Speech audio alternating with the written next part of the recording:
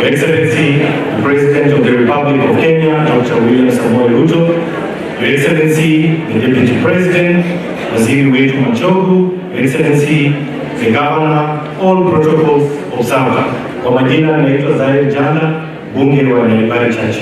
Mheshimiwa Rais, karibu sana hapa Kisii. Mimi sina mengi ya kusema. Ninataka tu kukuunga mkono. Mheshimiwa Rais, juzi umesaini, sisi kama wabunge tumepata increase ya allocation ya CDF katika masuala ya basari kutoka 35% to 40%. Asante sana Mheshimiwa Rais.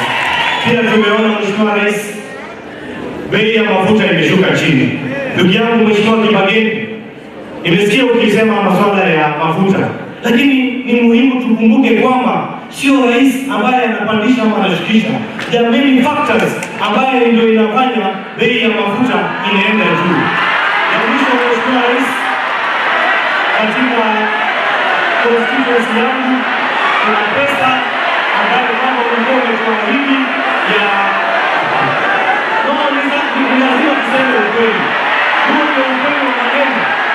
Hata tukipiga kelele, sio rais anafanya hiyo bei ya mafuta kupanda. Au hiyo kuulize bongo.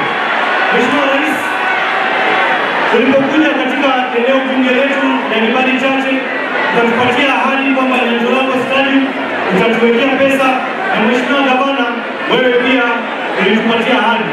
Tunaomba Mheshimiwa Gavana uanze kuweka hiyo milioni 100, alafu nyingine inakuja baadaye.